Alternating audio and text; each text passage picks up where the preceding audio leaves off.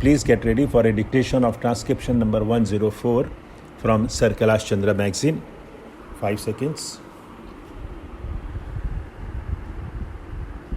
Start. In recent months, we have seen how speculation took place in regard to certain foodstuffs and other agricultural commodities.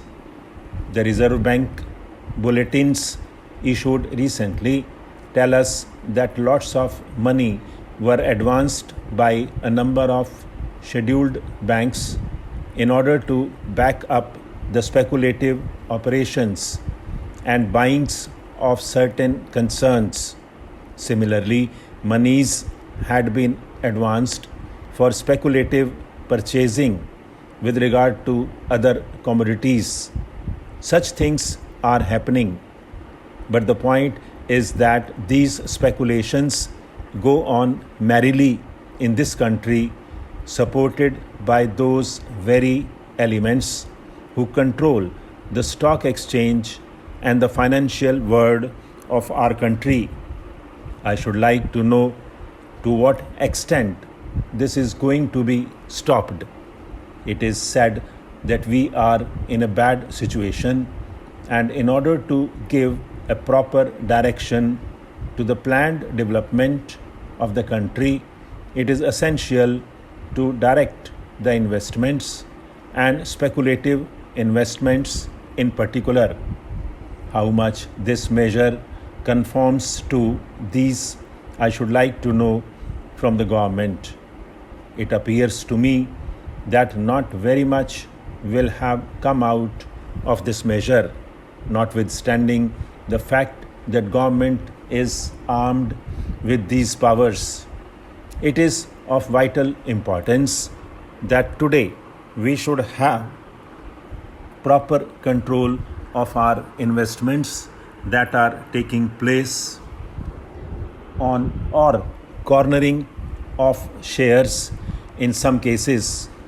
If we are at all serious about the planned development of our economy in general and our industry and commerce in particular, I am afraid the powers that are being taken by the government under this bill are not at all sufficient for ensuring such developments as would enable the government to direct investment and control transfer of shares, etc., in conformity with the interests of planned economic development.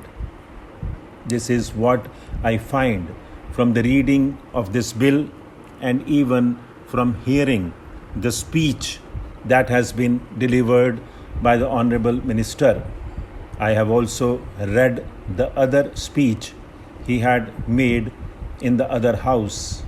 That does not throw much light on the subject.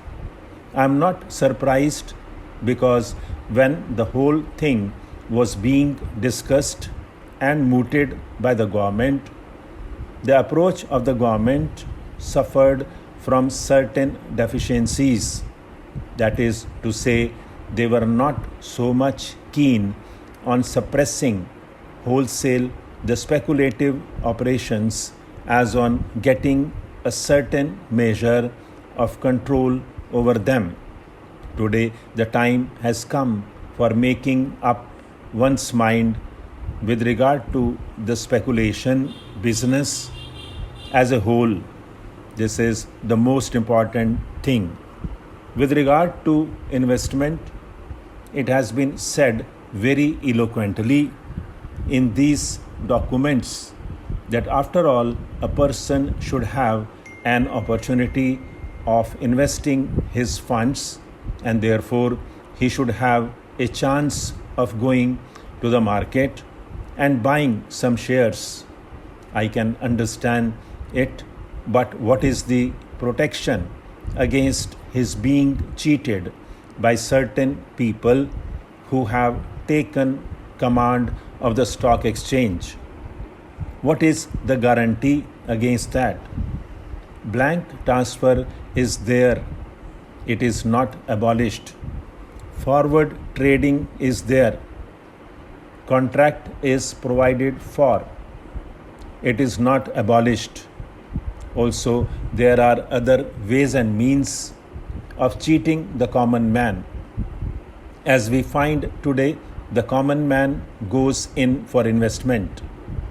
Very genuinely, he goes in for investing because he wants to save some money for bad days. Now, what is the protection in this bill which would save his money? I find that there is so much effective guarantee. I should have thought that in considering this whole scheme of measures, the government would be interested in seeing as to how the heart of speculative operation could be crushed, namely the monopolists who control the stock exchange today. It is essential to hound them out of the field altogether. In Calcutta, they not only put up an outward show, but they have built underworld, and I suppose that underworld exists even today. A police raid took place. Telephone system and the whole paraphernalia was discovered, which showed that certain big men in the stock exchanges were carrying on subterranean business. This is a new type of underworld we have in our country in order to cheat the common man, in order to evade taxes, in order to carry on profiteering and black market trades.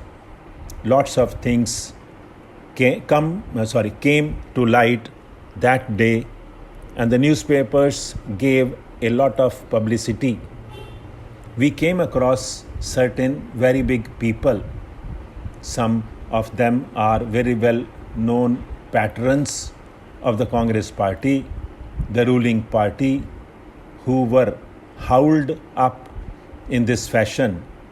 What has happened to them, we would like to know when we discuss such a measure.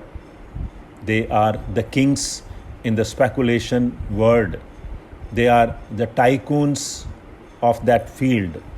I would like to know what has happened to such people. What are you going to do with these speculators?